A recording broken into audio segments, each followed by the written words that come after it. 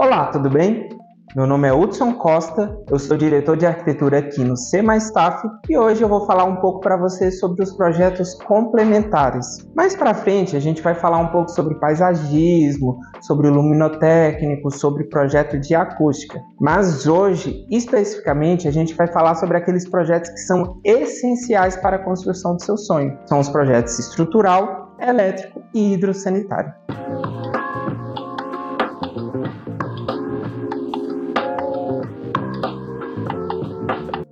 O primeiro projeto complementar que a gente vai falar é sobre o projeto estrutural.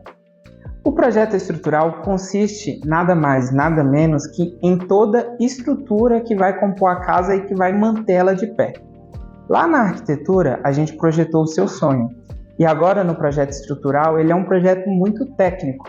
E é um projeto que vai determinar se o seu sonho ele vai poder ficar de pé e como ele vai ficar de pé, levando em consideração vários fatores, como chuva, terremotos, enfim. O projeto estrutural ele tem que estar preparado para tudo isso. E alguns pontos também que são levados em conta quando o nosso engenheiro calcula e desenvolve o projeto estrutural é a questão do solo, como esse solo é. Lembra que lá no início eu falei que é importante fazer uma sondagem de solo?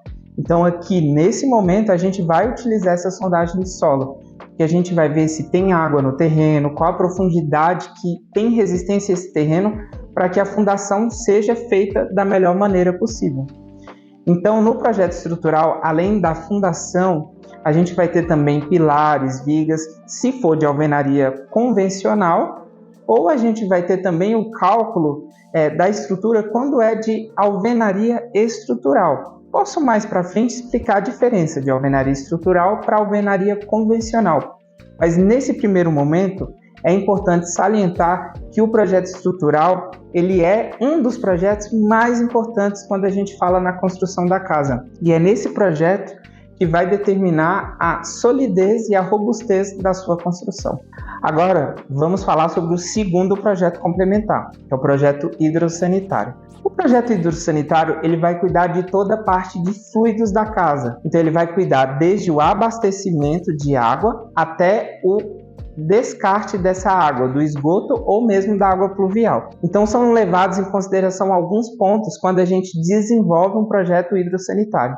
O primeiro ponto é a quantidade de moradores que vai residir na casa. Então, quando a gente tem essa informação da quantidade de moradores, a gente utiliza a norma. Eu vou deixar aqui embaixo o número dessa norma, que ela determina, por exemplo, qual a quantidade, qual o tamanho da caixa de água que tem que ser posta dentro dessa residência. Após isso, é calculado todos os tubos. E por que é importante esse cálculo? Para que na torneira, no chuveiro e em toda a rede de distribuição da água chegue água com pressão correta e a quantidade correta. Que não seja nem pouca pressão, você não consiga usar, nem seja pressão demais e acabe estragando e danificando os seus aparelhos. Um outro ponto importante que também é abordado no projeto hidrossanitário é a questão dos esgotos.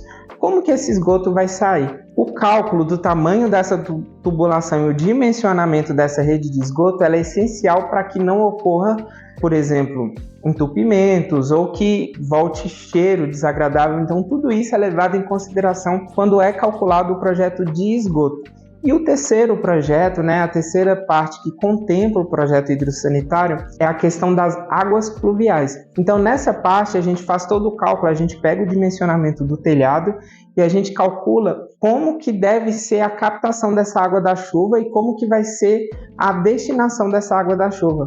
Então, a gente tem todo o cálculo de calhas, de tubos de queda, que a gente fala que são os tubos que vão sair da calha e vai ser jogado na rua ou na rede de água pluvial. Então tudo isso é levado em consideração para que não ocorra entupimentos dessas calhas e para que o maior cenário possível, a maior chuva, esse sistema de água pluvial ele possa dar conta de atender. E por último, um dos projetos mais importantes que contempla essa parte dos projetos complementares é o projeto elétrico. Então, o projeto elétrico, assim como no projeto hidrossanitário, a gente vai fazer o dimensionamento, ou seja, a gente vai entender como é o uso dessa família, como que vai funcionar, como funciona a casa, questão de tomadas, questão de aparelhos, né, voltagem, capacidade, enfim. A gente vai levar tudo isso em consideração para fazer um dimensionamento da rede elétrica, né, de toda a infraestrutura elétrica. Então, por exemplo, existem espessuras diferentes de fiação.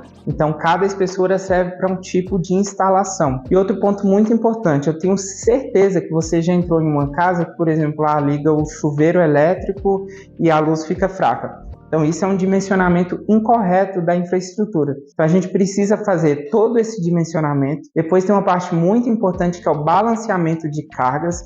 Dentro do projeto elétrico existe esse balanceamento justamente para não ocorrer quedas na energia ou para que a infraestrutura não dê conta dos aparelhos que estão sendo utilizados. E depois a gente faz esse dimensionamento, né? Qual fio que vai ser, qual disjuntor que vai ser utilizado e principalmente são projetados e são planejados para a estrutura elétrica todos os dispositivos de segurança, como disjuntores DR, que são dispositivos que eles desarmam e garantem que a parte elétrica não sofra um incêndio, por exemplo. Então, dentro desse projeto elétrico, é dimensionado toda essa parte para que a elétrica da sua casa, a elétrica do seu sonho, ele atenda bem a sua demanda e a demanda da sua família. Então, vamos lá. A gente fez 3 projetos complementares importantes: o projeto estrutural, o projeto hidrossanitário e o projeto elétrico. Esses 3 projetos, eles são muito essenciais. Tem muita gente que constrói casas sem esses projetos. Eu não recomendo. Aqui no escritório, a gente tem equipe para desenvolver os 3 projetos. Então eu recomendo muito que você faça esses 3 projetos